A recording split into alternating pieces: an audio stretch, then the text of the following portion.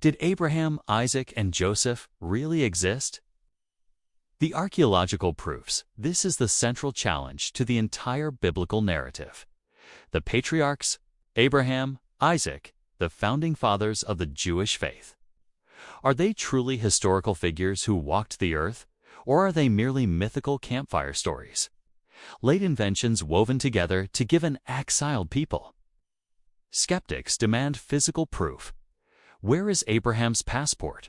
Where is Joseph's royal decree? Today, we don't just answer that challenge, we shatter it. We are going to trace the steps of Genesis 12 through 50 with a precision only archaeology can provide. To ensure full transparency, please note that this video uses AI-generated visuals to bring history to life. The critics dismiss the patriarchal narratives as anachronistic legend stories, written centuries later and projected back onto a poorly understood Bronze Age.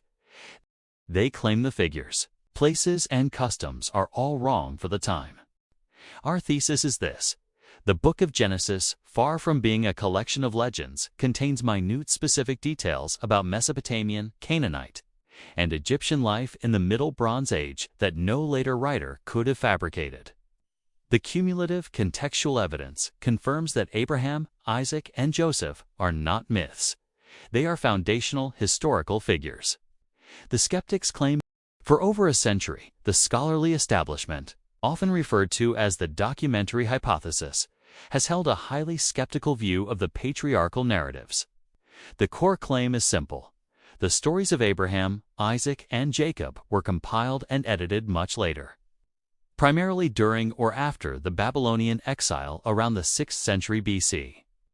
The alleged proof for this skepticism rests on what critics claim are anachronisms.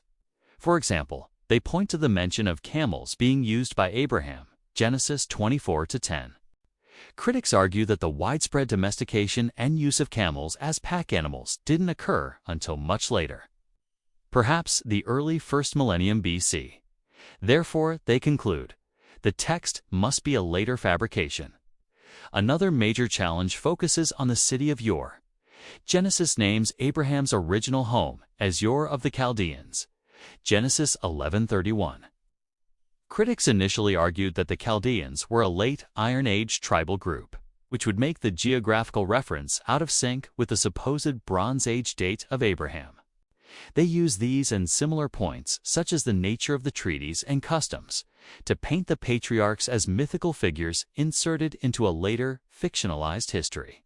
They demand external, non-biblical confirmation, a primary source mentioning Abraham, son of Terah. When that specific document is missing, they dismiss the entire history. But this approach is fundamentally flawed. It applies a modern, maximalist standard of proof to an ancient period. What if the evidence isn't a single, impossible-to-find king list, but a mosaic of hundreds of smaller, culturally specific proofs? What if the very anachronisms the critics cite are based on an incomplete understanding of history? The truth revealed by archaeology is that the social fabric of Genesis is woven with incredible historical accuracy. The core evidence revealed. Let's begin with Abraham and Ur. Skeptics questioned the very existence and nature of Abraham's homeland. Excavations led by Sir Leonard Woolley in the 1920s at the site now known as Tel el-Mukhair completely transformed this view. He uncovered the vast, complex, and highly urbanized city of Ur. This was not a primitive tribal village. It was a flourishing metropolis of the Middle Bronze Age, complete with monumental architecture like the Great Ziggurat, sophisticated trade networks, and multi-room houses. This discovery confirms the biblical portrayal of Abraham as a man coming from a sophisticated, settled, and idolatrous urban culture, precisely fitting the setting of Genesis 11. Now, consider the question of customs. Critics once dismissed the idea of a childless man adopting a slave to be his heir, Abraham and Eliezer, Genesis 15:3. However, the discovery of thousands of clay tablets from the 2nd millennium BC, specifically the Nuzi tablets and Mari texts, revealed numerous legal and social customs, perfectly mirrored in Genesis. Adoption for heirship. The Nuzi tablets contain contracts detailing the practice of a barren couple adopting a servant as an heir, only for that arrangement to be nullified if a natural son was later born, made exactly the scenario with Abraham, Eliezer, and then Isaac. Wife as sister. The peculiar practice of Abraham and Isaac, referring to their wives as their sisters in times of danger, Genesis 12:13, 22:2, is baffling in a modern context. Yet, the Newsy and Hurrian texts show that calling one's wife a sister was a high-status legal term, elevating her position and providing her special protection. These are not broad generalities, they are specific. Legal minutiae of the Middle Bronze Age that a Hebrew writer in the 6th century BC could not have known unless they were preserving a genuinely ancient, original tradition. The contextual evidence for Abraham's era is so dense that renowned archaeologist William Foxwell Albright declared, "The patriarchs have become highly individualized figures of a remote age. Their stories reflect the cultural context of the Middle Bronze Age. Contextual proof and alignment." The most compelling proof comes from the story of Joseph and his elevation to the role of Vizier Prime Minister of Egypt, Genesis 41. The biblical account describes Joseph being sold into Egypt, rising through Potiphar's house, being imprisoned, and finally, interpreting Pharaoh's dreams to save the country from famine. The biblical detail is exquisite. First, Egyptian titles and customs. Joseph is given an Egyptian name, Zaphnath-Paneah, and marries Asenath, the daughter of the priest of On-Heliopolis. These names and titles are recognizably Egyptian from the Middle Kingdom period, Middle Bronze Age. Second, vizierial authority.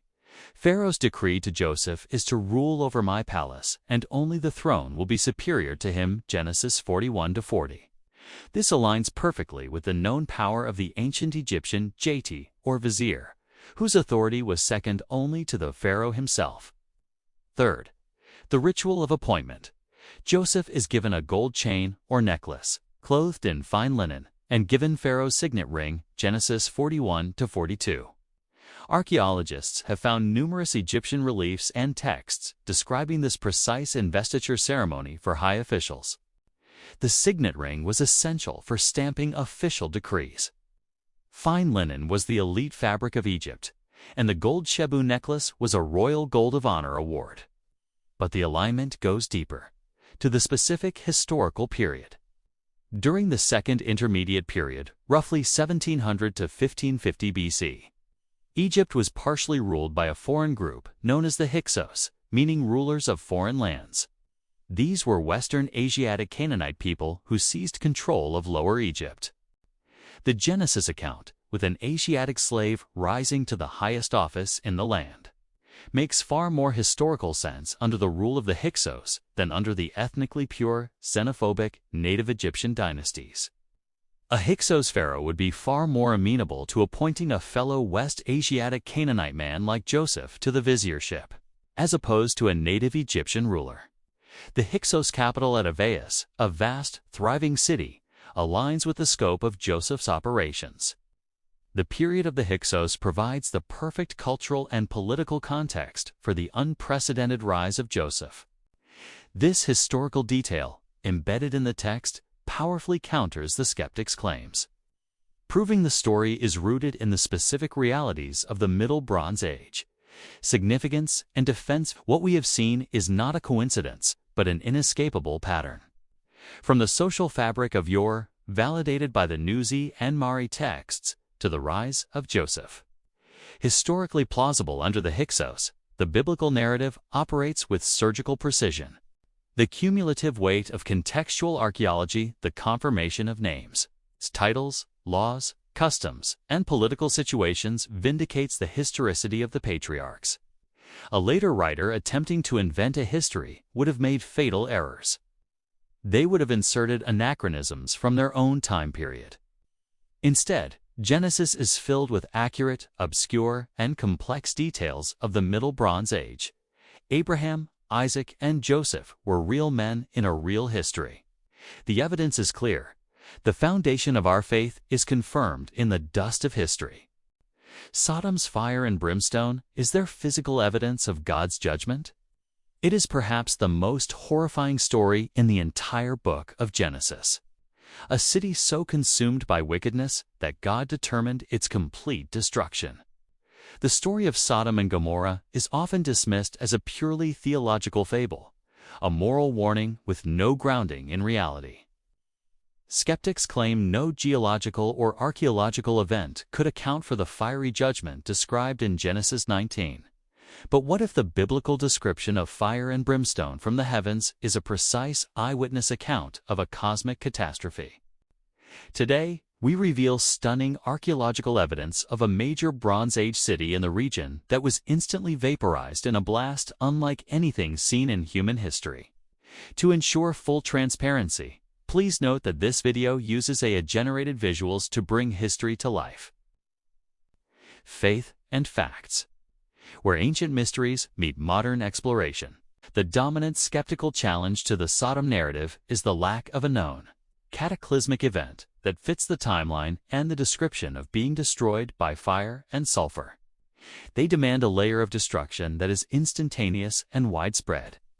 Our thesis is this: recent, meticulous archaeological investigation at the site of Tal el-Hammam, located in the precise area described in Genesis 13 as the cities of the plain, has uncovered an extraordinary destruction layer consistent with an intense, high temperature, atmospheric airburst event, not a volcano, earthquake, or standard warfare, providing powerful physical confirmation of the biblical account, the skeptics claim.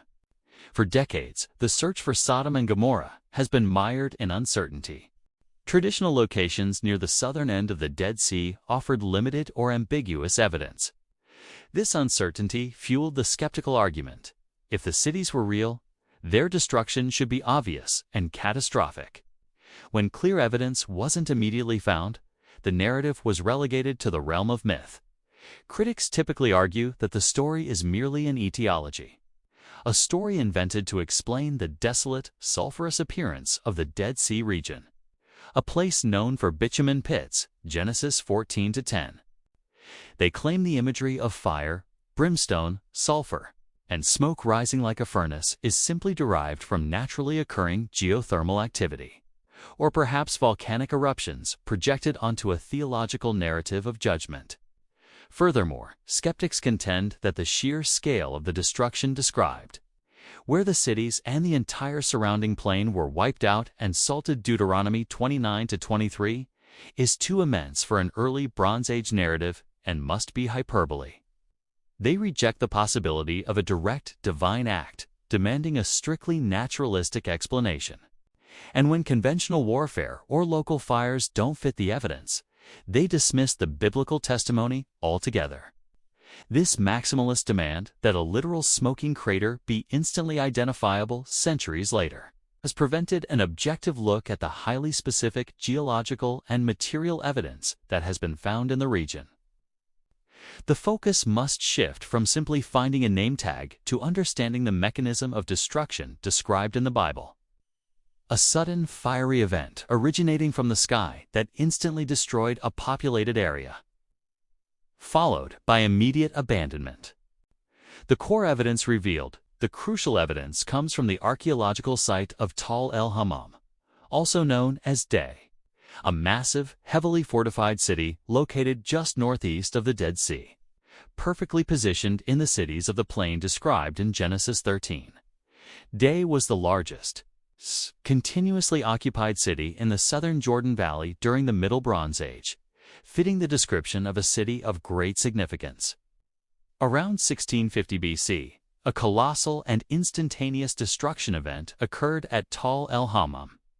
Dr. Stephen Collins and his team uncovered an enormous 1.5-meter thick layer of burnt ash, charcoal, shattered mud bricks, and melted material across the entire city. The physical evidence is nothing short of astounding.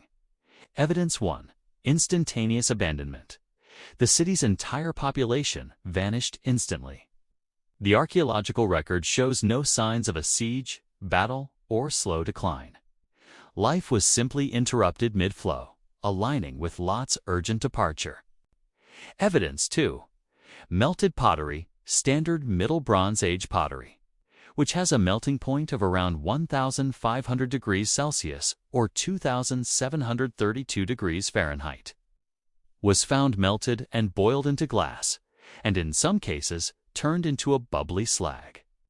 This requires temperatures far exceeding what normal house fires, volcanoes, or ancient warfare could produce.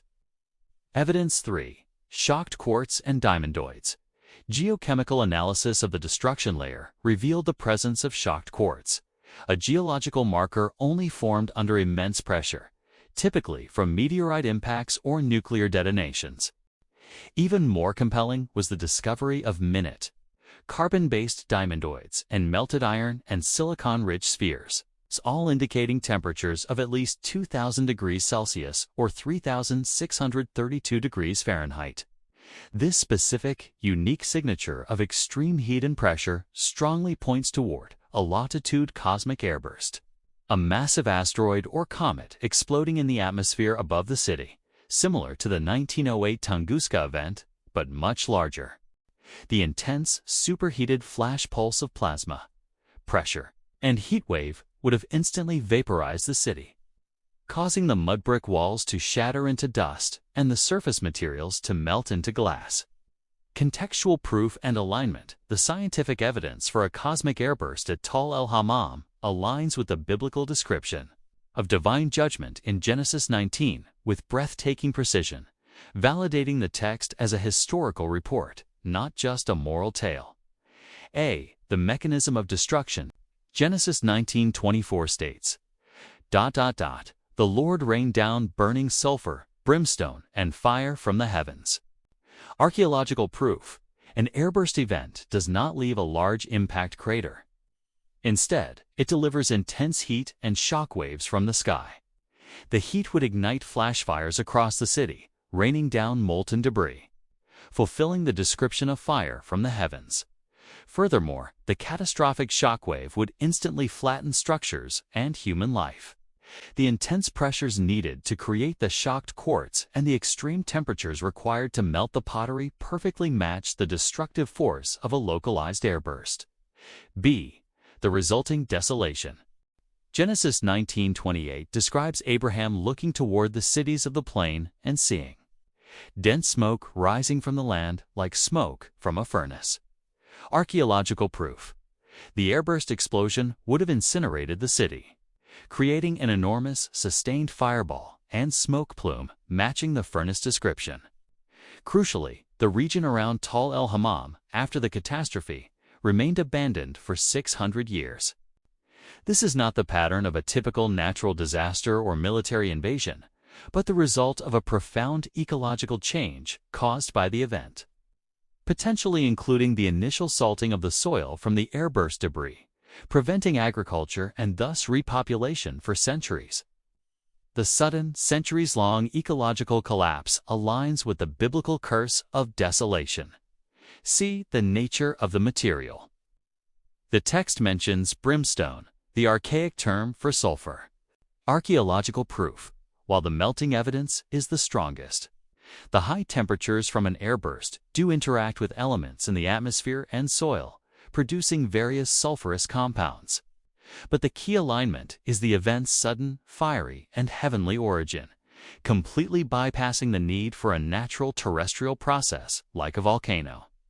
The destruction of Tal el-Hammam provides a unique physical mechanism, a cosmic impact event that perfectly fits the highly descriptive and non-conventional language of the Bible's historical account.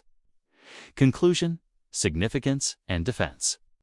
The evidence from Tal el-Hammam fundamentally shifts the Sodom debate. No longer is this merely a morality tale. It is a meticulously preserved archaeological record of a devastating, unique airburst event that aligns with the Genesis 19 narrative.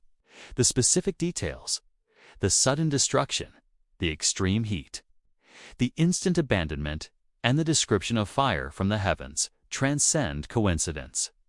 The Bible faithfully recorded a cosmic event that scientists are only now beginning to classify. This site stands as a powerful testament that God's judgment, as recorded in Scripture, is not theological fiction, but historical, physical reality. The Exodus conspiracy. Did 2 million slaves really cross the Red Sea? The Exodus, the centerpiece of Old Testament history, is the biggest target for biblical skepticism. The claim is simple and brutal. If 2 million people left Egypt and wandered the desert for 40 years, where are the bodies, the potsherds, the campsites? Egypt, the most meticulous record keeper of the ancient world, is utterly silent.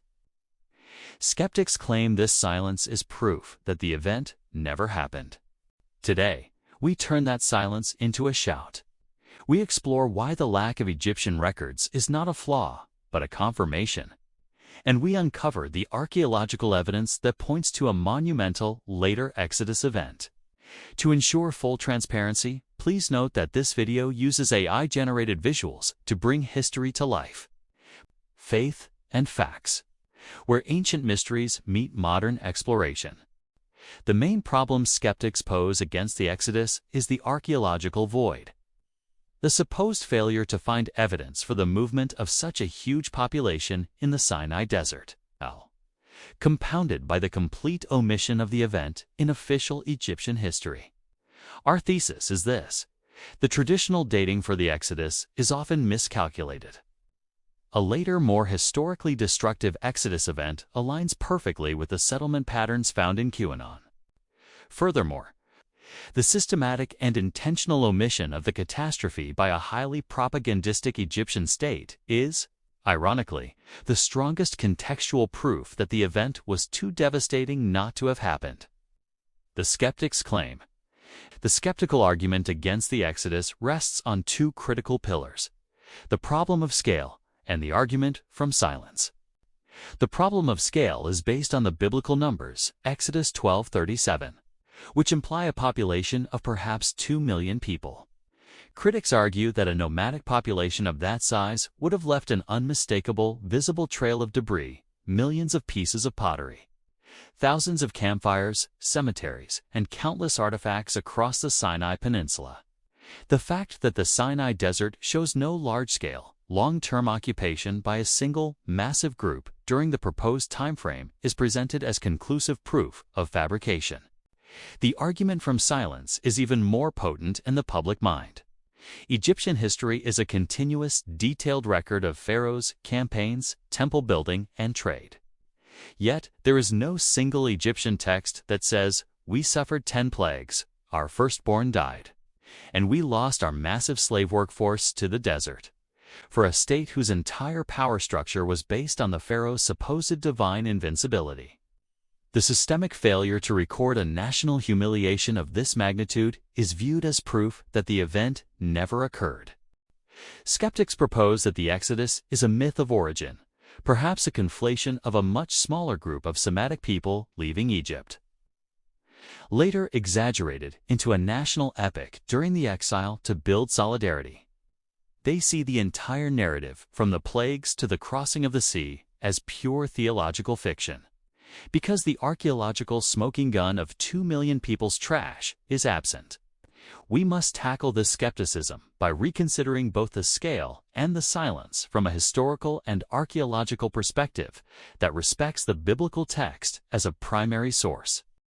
The core evidence revealed. Let's first address the argument from silence by examining the nature of Egyptian records.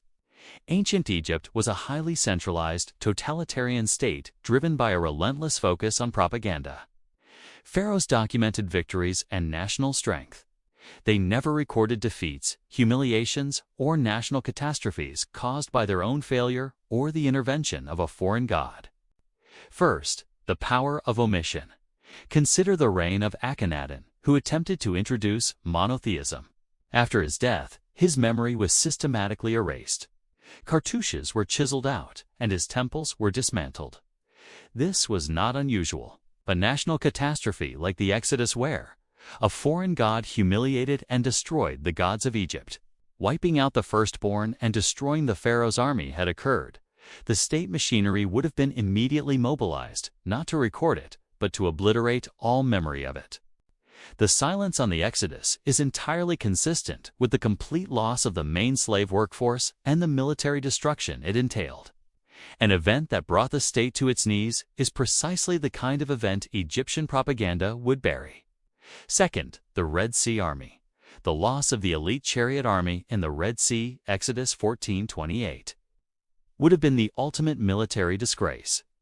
The Egyptian empire was founded on military superiority. A record of losing an entire army to a tidal or meteorological event that was seen as divine judgment would have destabilized the pharaoh's legitimacy instantly.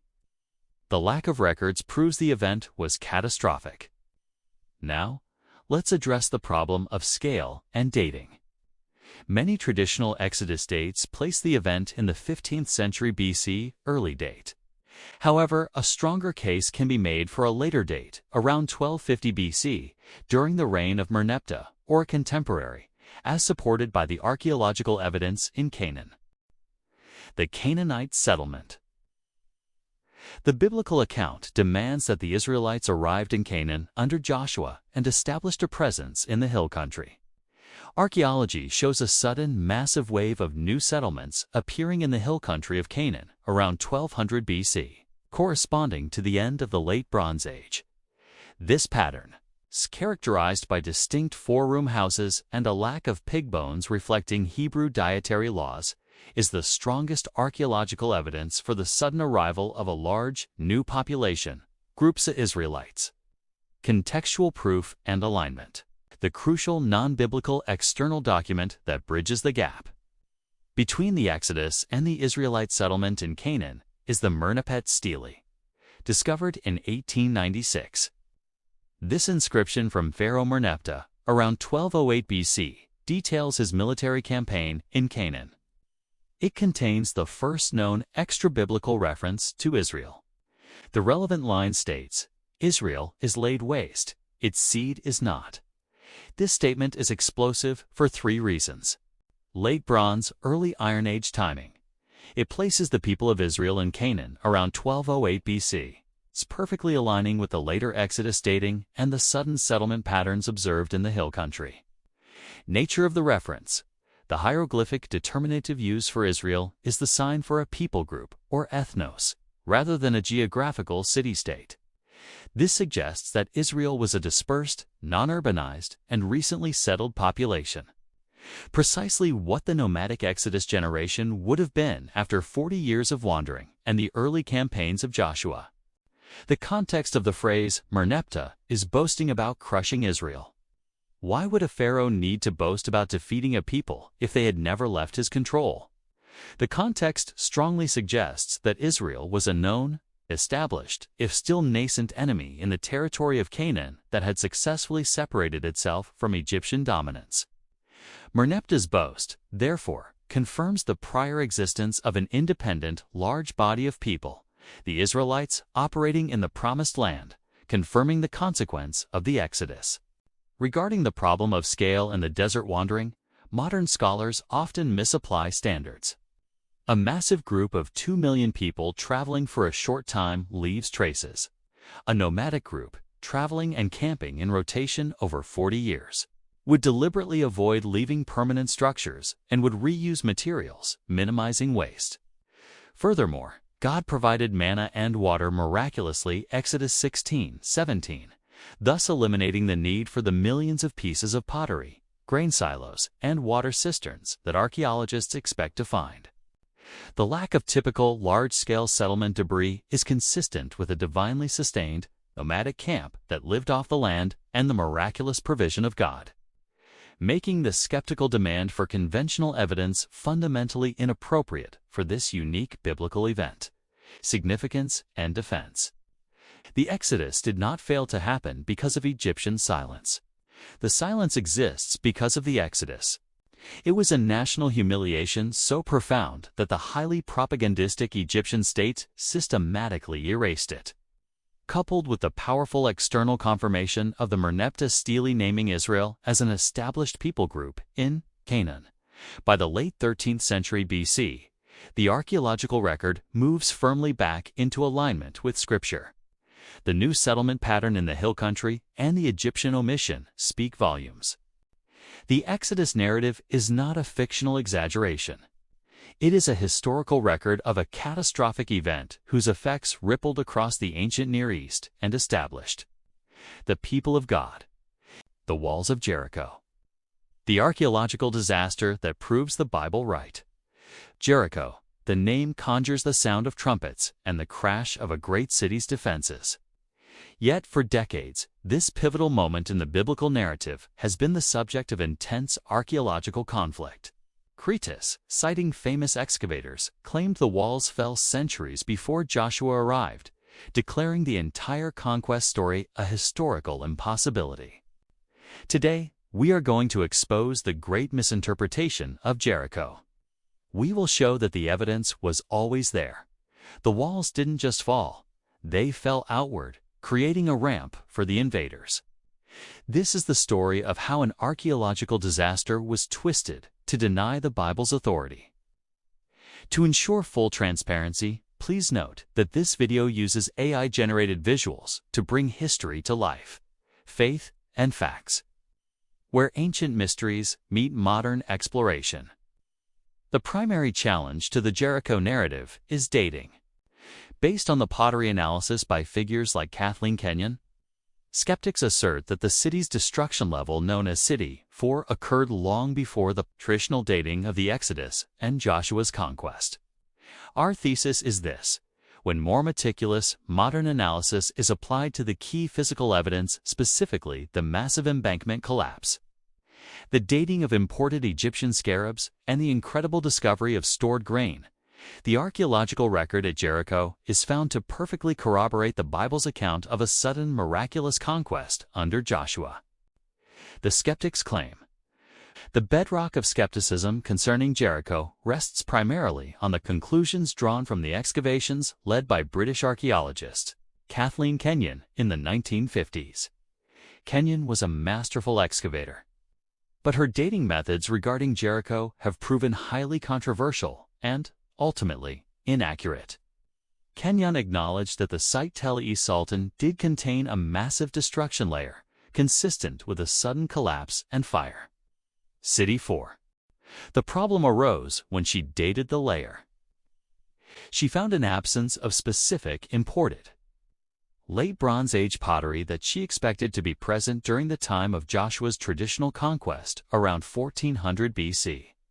Therefore, she concluded that the city was destroyed around 1550 BC, more than a century before Joshua, and the walls seen today were not the walls that Joshua encountered. In her summary, she stated, "There is not a shred of evidence to support the biblical story." This conclusion, that Jericho was uninhabited or undefended during the time of the conquest, became enshrined in mainstream academia. For decades, students were taught that the Book of Joshua was, at best, a pious legend. The skeptical claim is straightforward. The pottery record disproves the Bible's timeline, forcing us to abandon the historicity of the conquest. This approach places the fall of Jericho outside the realm of history and into the realm of fiction, suggesting the entire narrative was a literary invention designed to boost morale. It's a powerful challenge because it's based on the work of a highly respected archaeologist. However, Kenyon's own trenches, when re-examined, told a very different story, especially once the dating of Egyptian artifacts was properly factored in, and the architectural mechanics of the wall collapse were revisited. The core evidence revealed. The crucial evidence at Jericho was not missing. It was simply misinterpreted, first by Kenyon and later by those who didn't fully analyze the stratigraphy. The true archaeological picture was later illuminated by the reanalysis led by Dr. Bryant G. Wood and other biblical minimalists, who returned to the field notes and the physical facts of the site. The defenses of Jericho were extraordinary. They consisted of a double wall system. The first was a massive retaining wall, or revetment, made of stone, standing about 15 feet high. The second was that it was built on top of this stone foundation was a steep, baked mud brick wall, another 20 to 25 feet high. The third was that the city proper sat on the mound inside this massive double defense. The biblical account says the walls fell down flat, Joshua 6:20. Here is where the archaeology provides its stunning confirmation. When the retaining wall or embankment collapses, the mud brick wall on top of it normally falls inward onto the city, leaving the outer stone foundation intact. But the walls of City 4 at Jericho were found collapsed outward down the steep slope of the revetment. This massive pile of fallen mud brick debris was preserved at the base of the stone revetment. This is physically impossible for a wall to do on its own. For the mud brick superstructure to fall outward and down the slope, something catastrophic and simultaneous must have occurred to the retaining wall below, possibly an earthquake, or, as the Bible records, a divine miracle, which resulted in the retaining wall failing, causing the entire mud brick city wall to tumble down the slope. The resulting debris pile was so high that it created a perfect ramp for the Israelite forces to climb directly into the city. Aligning perfectly with the command, the people went up into the city. Every man straight before him, Joshua 6:20, contextual proof and alignment. Beyond the incredible discovery of the fallen walls forming an invasion ramp, two other contextual proofs sealed the argument: the dating and the destruction residue. A. Redating with Egyptian scarabs. Kenyon based her dating on the absence of certain pottery types, a dating method known as the argument from silence, which is inherently weak. However, in the very trenches she dug, the original excavators Garstag. Pre-Kenyon had found numerous Egyptian scarabs, beetle-shaped amulets in the destruction layers. These are durable, datable artifacts. Re-examination of these artifacts shows that many of them date precisely to the Egyptian 18th dynasty, which places the destruction in the Late Bronze Age, specifically the 14th century BC, or circa 1400 BC. Precisely the time frame indicated by the biblical chronology for Joshua's conquest. The external dating evidence, often overlooked, firmly placed the catastrophe back into the biblical timeline. B. The unconsumed grain. The most poignant and unique piece of evidence is the grain. Excavators found large jars full of carbonized grain in the destruction layer of the city storehouses. In an ordinary siege, a city's conquest results in either a long, drawn-out affair where the food is entirely consumed by the defenders, or a quick military takeover where the victors plunder the valuable foodstuffs and goods. Here, we have a city destroyed by fire, but the food reserves, the most valuable commodity in the ancient world, were left entirely untouched. This is unique and directly aligns with the biblical narrative. The siege was short only 7 days, meaning the defenders did not have time to consume their stores. The city was destroyed by fire. The grain was not plundered. Joshua 6:17 explicitly states that the city and everything in it was cherem devoted to God, destruction, meaning the Israelites were forbidden to take any spoils except for certain metals. Leaving the valuable foodstuff to be consumed by the fire is a direct, unique, and powerful correlation to the specific religious injunction given to Joshua. This specific, unplundered destruction is a signature that no standard siege could have produced: significance and defense. The truth of Jericho is undeniable. The walls fell suddenly and completely outward, creating an easy pathway into the city. The destruction occurred around 1400 BC, based on Egyptian dating, and the valuable grain stores were intentionally left unplundered and consumed by fire, perfectly matching Joshua's religious command to spare no spoil. The physical evidence at Jericho is not an embarrassment to the Bible. It is a profound validation of the biblical record. The evidence for a divine, instantaneous collapse, followed by specific, non-military plunder rules, is simply too detailed to ignore. The Battle of Jericho was a real, historical event. King David and the missing kingdom. The stone that confirms his existence: he is the shepherd boy who became king, the author of the Psalms, and the ancestor of Christ. King David is the greatest figure in Israel's early history.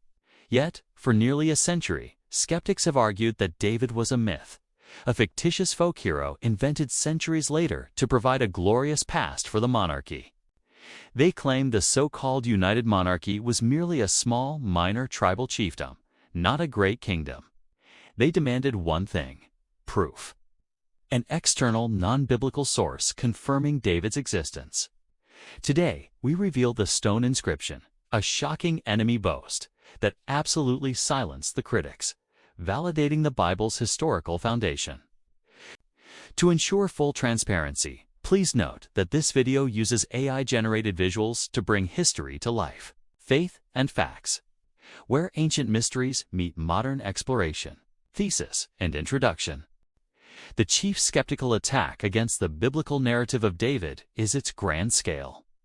That there was no mighty Israelite kingdom around 1000 BC, and thus David and Solomon were merely literary creations. Our thesis is this: the stunning discovery of the Stele in 1993 and the existing evidence of the Stele provide irrefutable, external, non-biblical epigraphic proof. Written records by Israel's enemies that firmly establish the existence of the Davidic dynasty house of David and an established, powerful kingdom ruling from Jerusalem in the 9th century BC, centuries before the skeptical timelines allowed. The skeptics claim. The prevailing skepticism regarding King David and the United Monarchy approximately 1000 BC largely stems from the minimalist school of biblical scholarship. Their argument, which gained prominence in the late 20th century, was based on the lack of extra-biblical reference to David or his immediate descendants. From the 10th and 9th centuries BC, minimalists asserted that the entire narrative was a pious fraud, a powerful foundational myth created in the Persian or Hellenistic period, hundreds of years after David supposedly lived. They argued that the biblical descriptions of a large, complex administrative state stretching from the Euphrates to Egypt were absurd exaggerations. They proposed that David was, at best, a minor, forgettable bandit chief of a small hill country village, and certainly not the founder of a regional empire. The core of their challenge was the argument from silence. Since no monumental inscription from 1000 BC explicitly named David,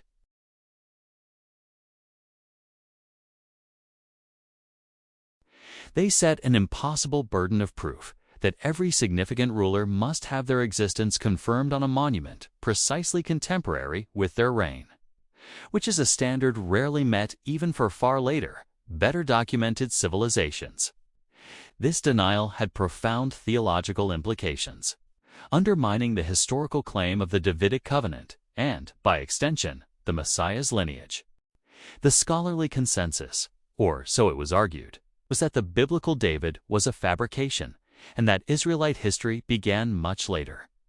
After the United Monarchy had been dissolved into the separate kingdoms of Israel and Judah, the core evidence revealed in the summer of 1993, at the site of Tel Dan in northern Israel, a team led by archaeologist Abraham unearthed 3 fragments of a monumental basalt stele. This discovery instantly shattered the minimalist consensus and validated the foundational historicity of the Davidic dynasty. The inscription on this stone, now known as the Tel Dan Stele, was written in Aramaic and dated to the 9th century BC, specifically around 850 to 840 BC. It was a victory monument erected by an enemy king, likely Hazael of Aram Damascus, boasting about his military success against 2 rival kingdoms. The boast included 2 critical, identifiable historical names: King of Israel. This confirms the existence of the northern kingdom of Israel. House of David Bitweed. This specific, technical dynastic name refers to the ruling house of the southern kingdom of Judah. The phrase House of David is used as a technical political term for the ruling dynasty of Judah, exactly as it is used dozens of times throughout the Bible.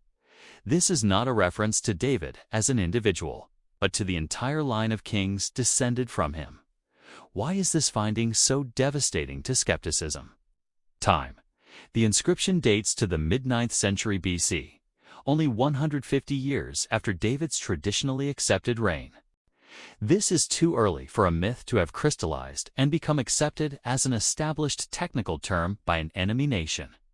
Source: it is not a biblical document. It is the hostile, proud boast of an Aramean king. who clearly recognized the House of David as the legitimate ruling power of a powerful neighboring state he had defeated. An enemy would not invent a fictional dynasty to boast about defeating them. They would only reference the genuine political power they had overcome. The House of David was not a literary invention. It was an established, known, and feared political reality in the ancient Near East. Contextual proof and alignment. The Tel Dan Stele's confirmation of the Davidic dynasty is supported by another monumental inscription discovered decades earlier, the Mesa Stele or Moabite stone.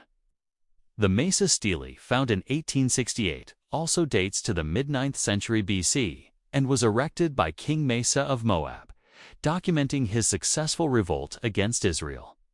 The text aligns precisely with the historical events described in 2 Kings 3-4-5.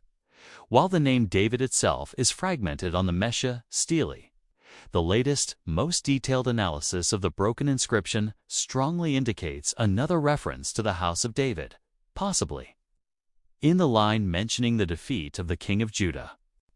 Political alignment. Together, the Tel Dan Stele from the north and the Mesa Stele from the east confirm that by the mid-9th century BC, the twin kingdoms of Israel and Judah were established political entities of regional significance, capable of both conquering and being conquered. Precisely the reality the Bible portrays following the division of David and Solomon's kingdom. Archaeological city confirmation. Skeptics claimed Jerusalem was too small and primitive in David's time to be the capital of an empire. However, excavations in the city of David have uncovered a massive, stepped stone structure, a monumental retaining wall and platform that required immense organization and labor. This structure, dating to the 10th century BC, demonstrates that Jerusalem was, in fact, a substantial, well-organized urban center and capital city in the time of David and Solomon, refuting the claim that the capital was merely a small village. The cumulative evidence from these two enemy steles and the monumental construction in Jerusalem proves that the biblical Davidic kingdom was not a myth. It was a major regional power recognized by its neighbors. David was not merely a tribal chief. He was the powerful founder of a real, enduring, and historically confirmed dynasty. Significance and defense. The discovery of the Tel Dan Stele was the most significant archaeological find of the 20th century regarding the Hebrew Bible. It permanently removed the argument that King David was a mythological figure. The enemy's boast became God's defense. An Aramean king, intending to record his own triumph, instead provided the historical confirmation that King David founded an enduring dynasty and kingdom. Centuries before the skeptics claimed the stories were written, the Tel Dan Stele stands as silent, unmovable proof. David was real. His dynasty was real. And the foundation of the messianic lineage is rooted in solid history. Hezekiah's tunnel and Sennacherib's siege, is there proof of God's miraculous intervention?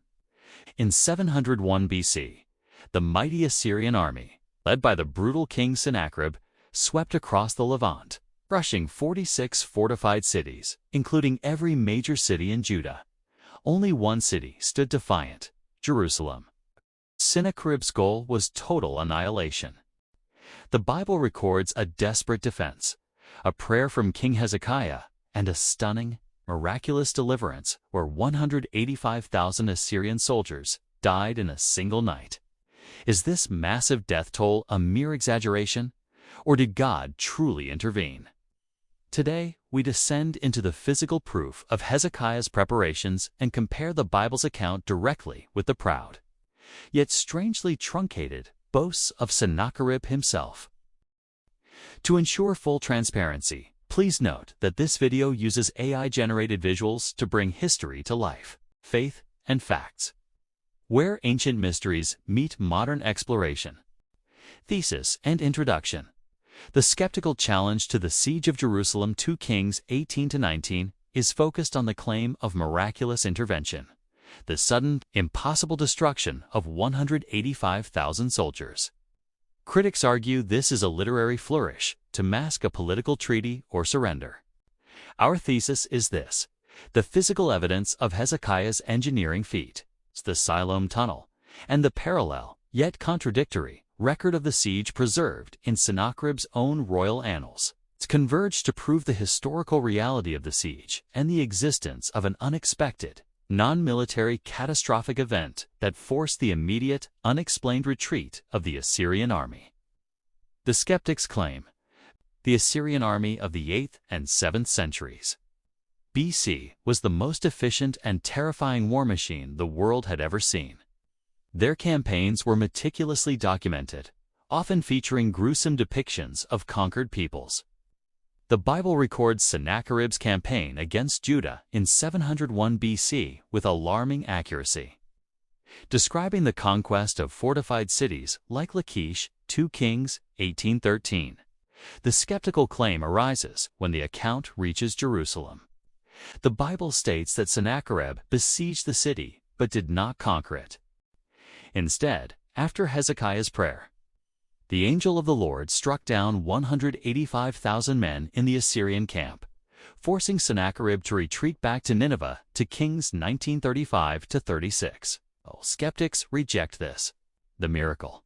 They dismiss the mass death as a miraculous exaggeration, often proposing a more natural explanation, such as an outbreak of plague, though the biblical text describes a single night sudden strike.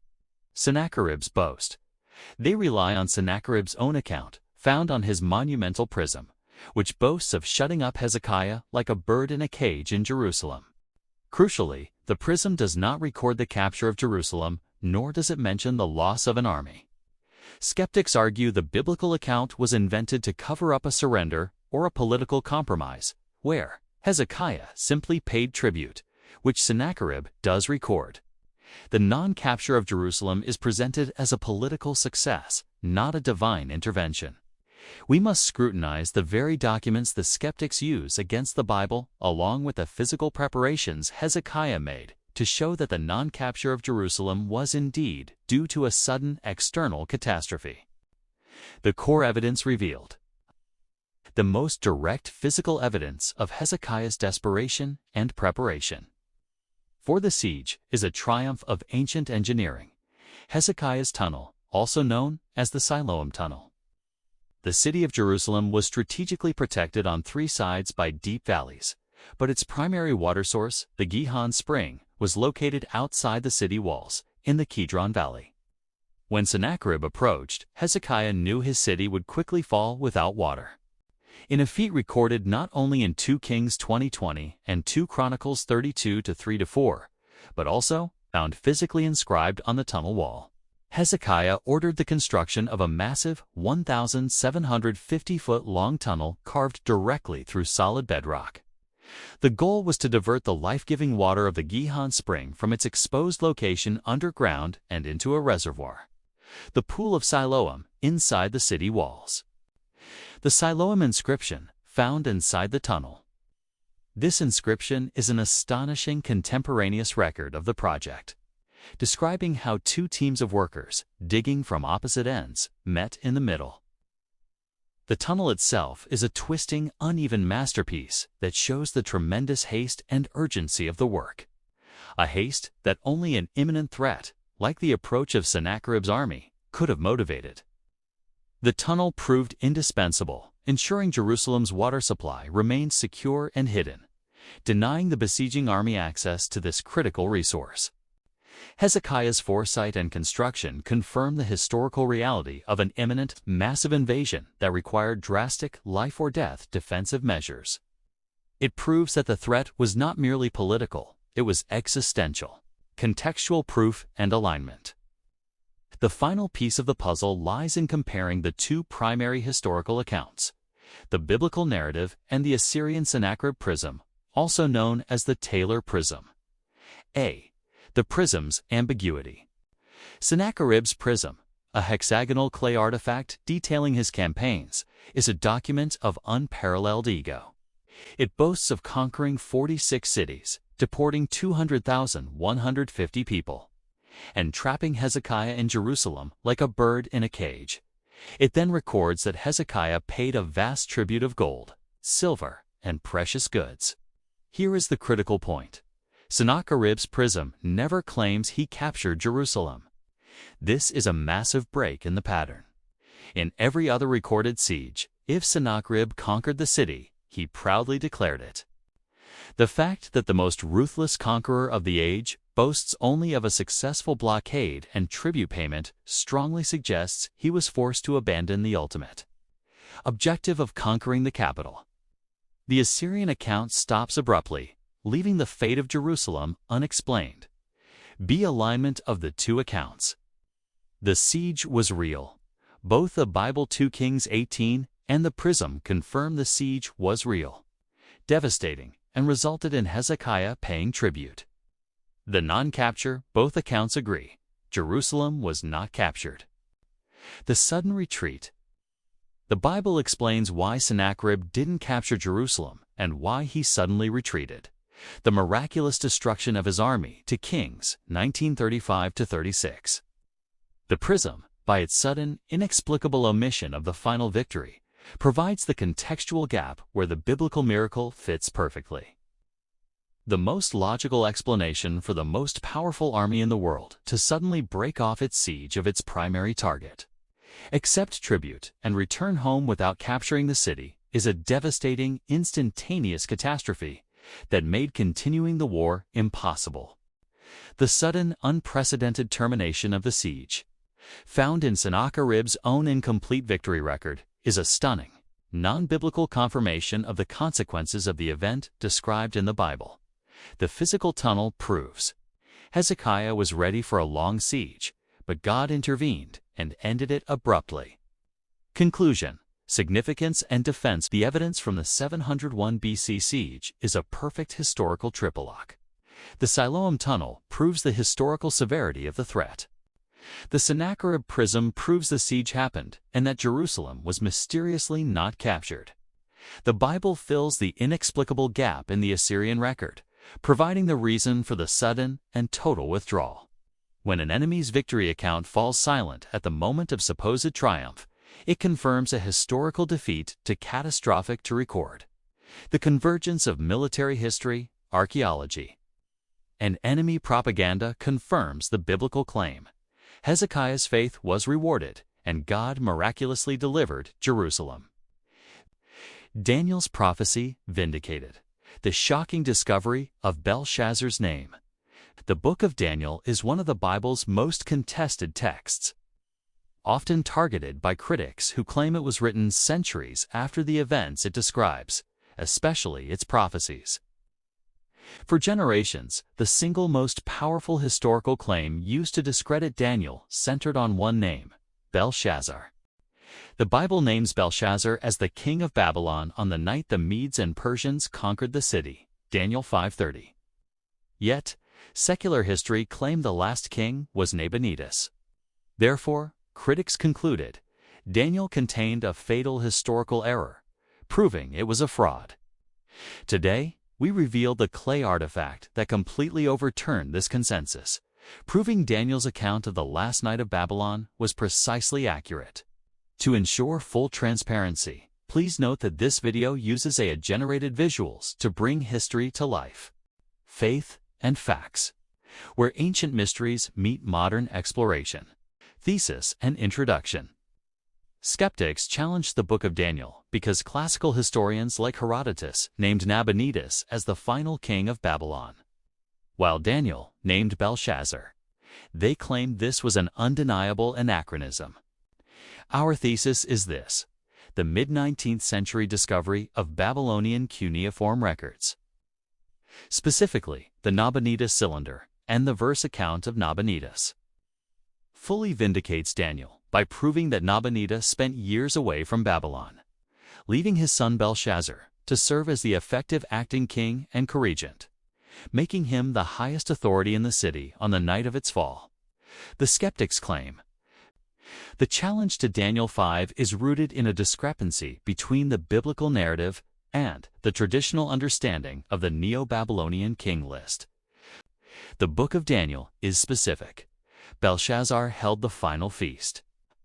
and Belshazzar offered.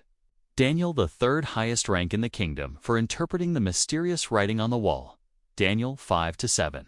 This implies Belshazzar was the second most powerful person in the realm.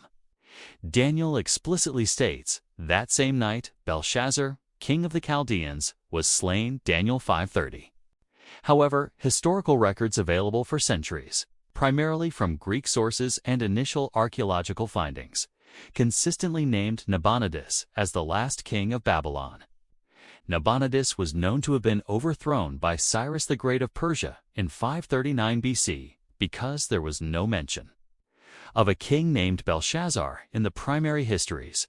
Critics confidently declared Daniel historically unreliable. The reasoning was simple. A contemporary writer would have known who the king was.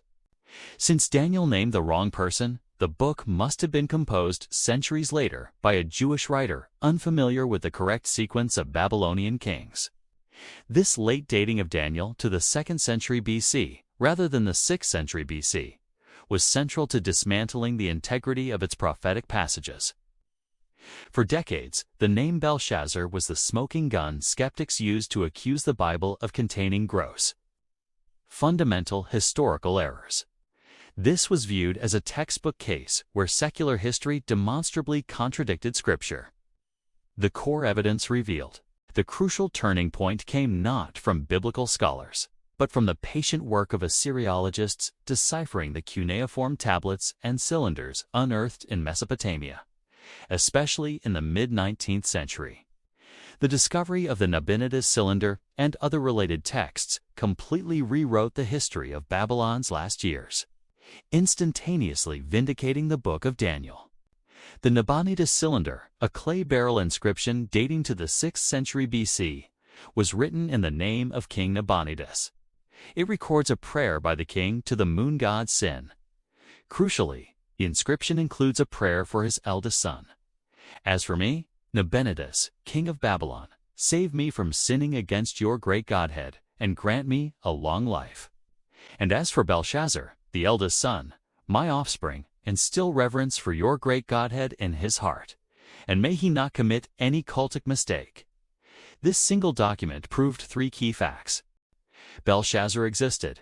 He was not a fictional character, but the actual, historical eldest son of Nabonidus. Royal lineage, he was recognized as the heir apparent to the Babylonian throne. Active role. He was a figure important enough to be named specifically in his father's official royal prayer inscription. The discovery immediately confirmed Belshazzar's existence and established his royal status. But the full nature of his power remained to be understood. Contextual proof and alignment. The full vindication of Daniel 5 required a deeper understanding of the political structure of the final years of the Babylonian Empire. Further cuneiform discoveries clarified the complex relationship between Nabonidus and Belshazzar. A. The co-regency explained. The verse account of Nabonidus and the Haran Stele revealed that for approximately 10 years, from c. 553 to 543 BC, King Nabonidus left the capital, Babylon, to live in the oasis city of Tema in Arabia.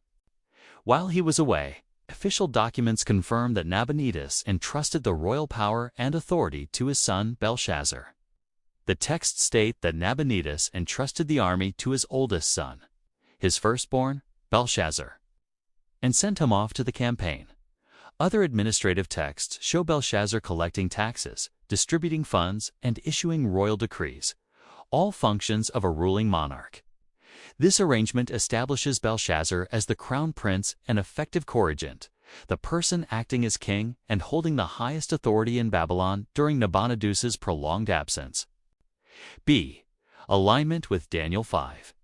This co-regency perfectly explains 3 specific details in Daniel 5 that critics previously deemed absurd. Belshazzar as king. Belshazzar was the de facto king and the ruling authority in the capital. To the people in Babylon, he was the king. The third highest rank, when Belshazzar offers Daniel the highest reward. To be the third ruler in the kingdom, Daniel 5-7. This makes perfect sense only in the context of a co-regency. The first ruler was Nabonidus in Tema. The second ruler was Belshazzar, acting in Babylon, and the highest available position was third ruler. Had Belshazzar been the sole king, he would have offered Daniel the second position. This is an obscure technical detail of Babylonian political structure, known to Daniel but unknowable to a later writer, providing powerful internal validation. The final night, on the night of the Medo-Persian invasion, Nabonidus was likely in another area or had already been captured, leaving the highest, final royal authority in the city to Belshazzar, exactly as Daniel records. Belshazzar died as the acting king of Babylon. Conclusion, significance, and defense. Asterisk, asterisk, the discovery and analysis of the Nabonidus cylinder and related texts provide a complete and decisive vindication for the biblical book of Daniel. The discrepancy that fueled generations of skepticism. The name Belshazzar turned out to be a testament to the Bible's astounding historical precision. Daniel did not make an error. He provided an obscure, accurate detail of a complex Babylonian co-regency that secular history had lost. The Bible is consistently confirmed as the most reliable ancient text, accurately recording the political and dynastic subtleties of the world's great empires. Please like, subscribe, and share if your desire is to share the Word of God to a hurting world. The Roman Census of Luke, the tax roll that confirms the Christmas story. It is the most famous opening line in history. In those days, a decree went out from Caesar Augustus that all the world should be registered. Luke 2:1. This sentence anchors the Christmas story in hard history, yet it has become one of the fiercest battlegrounds for biblical skeptics. They claim the details are simply wrong. The census wasn't held at that time, and the Roman official Quirinius wasn't governor of Syria when Jesus was born. The historical foundation of the Nativity is allegedly built on sand. Today, we reveal the Roman stone inscription and administrative records that confirm Luke's staggering precision, proving that the Gospel writer was a first-rate historian. To ensure full transparency, please note that this video uses AI-generated visuals to bring history to life, faith, and facts, where ancient mysteries meet modern exploration. Thesis and introduction.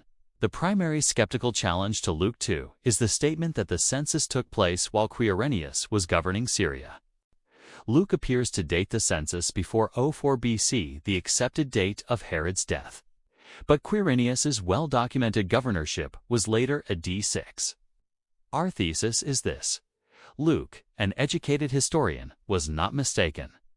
Archaeological and epigraphic discoveries have revealed a prior, earlier Roman administration by Quirinius and confirmed that the Roman taxation system required periodic registration where citizens had to return to their ancestral homes, precisely validating all the supposedly erroneous details of the Christmas story. The skeptics claim. The skeptical attack on Luke's census account focuses on three chronological and logistical problems. The census date: Herod the Great died in 04 BC, meaning Jesus must have been born before this date. However, the known well-documented census conducted by Quirinius Publius Sulpicius Quirinius took place in AD 6, following the deposition of Herod Archelaus. This gap of at least 10 years leads critics to conclude that Luke conflated two separate events, placing the birth of Jesus outside of its correct historical context. Quirinius's title. Critics argue that Quirinius only became the governor legatus Augusti Propraetori of Syria in AD 6. He was not governor during the time of Jesus' birth. Therefore, Luke's claim that this was the first registration when Quirinius was governor of Syria must be an error. The logistics. The idea that Joseph and Mary had to travel from Nazareth to Bethlehem simply because of an empire-wide decree to register in one's ancestral city is considered logistically absurd and un-Roman. Skeptics claim Rome would never impose such a disruptive, inefficient rule, which forced millions of people to travel long distances. These claims, taken together, suggest that Luke was writing well after the fact, without proper source material, and inserted a fictional census to explain why Jesus, a Galilean, was born in Bethlehem, fulfilling an Old Testament prophecy. The alleged historical error is thus used to undermine the divine inspiration of the gospel itself. The core evidence revealed. The first piece of evidence that disproved the critics. Certainty regarding Roman census practices was an administrative text discovered in Egypt, a Roman province whose records are remarkably well preserved. The Egyptian papyrus AD 104, a Roman edict issued by the prefect of Egypt. C. Vibius Maximus in AD 104 was discovered on a papyrus fragment. The edict explicitly states the administrative policy for registrations. Gaius Vibius Maximus, prefect of Egypt, says, "Seeing that the time has come for the house-to-house registration, 'tis necessary to notify all who for any cause whatsoever are residing outside their nome's home, districts to return to their own households, in order that they may both carry out the customary ordinance of registration and also be occupied with the cultivation of their allotments." This document directly counters the skeptical claim about logistics. It proves that the Roman policy for registrations did require people to return to their home districts or ancestral households. This practice was necessary for Rome to accurately register land and assets tied to ancestral property for taxation purposes.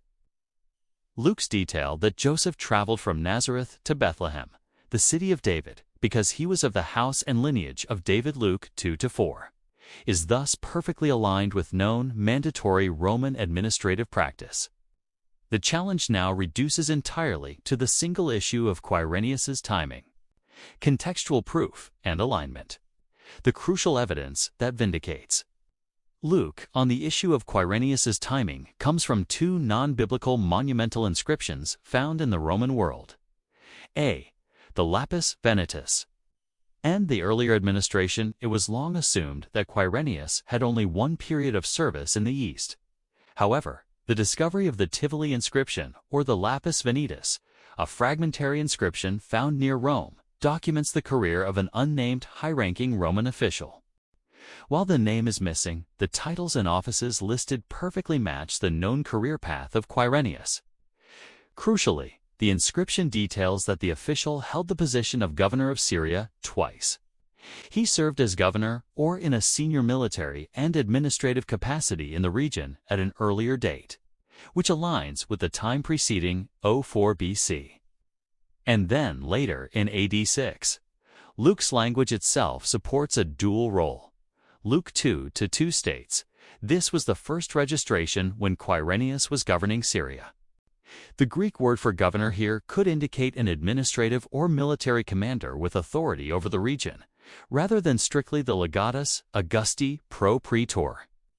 The inscription confirms Quirinius had an earlier administrative role in Syria, likely as an extraordinary commissioner in the region appointed to conduct the first phase of the census registration under Herod's. RULEB, the two-phase census, the census that Luke describes, was likely not a single one-off event, but a two-phase process. Roman censuses were slow, complicated, and multi-year affairs. The first phase, the epigraph, registration or enrollment, was ordered by Caesar Augustus to collect asset information, which would have required people to travel to their ancestral homes as recorded in the papyrus. This phase likely occurred around the time of Jesus' birth, pro 4 BC, while Herod was a client king. The second phase, the actual taxation, may have been delayed or completed later under Quirinius's full governorship in AD 6, which is the historical event that Josephus recorded as causing unrest. Luke, as a careful historian, distinguished the two. He refers to the one in AD 6 as the second phase, by explicitly stating the event he is recording was the first, registration associated with Quirinius's administrative presence in Syria. This obscure detail, once viewed as an error, is actually Luke's way of disambiguating to events associated with the same official over a period of 10 years. Significance and defense. The convergence of evidence, the Egyptian papyrus confirming the ancestral travel requirement, and the Roman inscriptions confirming Quirinius's dual administrative presence in Syria, resolves all major historical objections to Luke 2. Luke was not a careless mythmaker. He was a meticulous first-century historian who accurately recorded complex Roman administrative practices and the tenure of a senior official that only careful archaeological research could confirm to millennia later.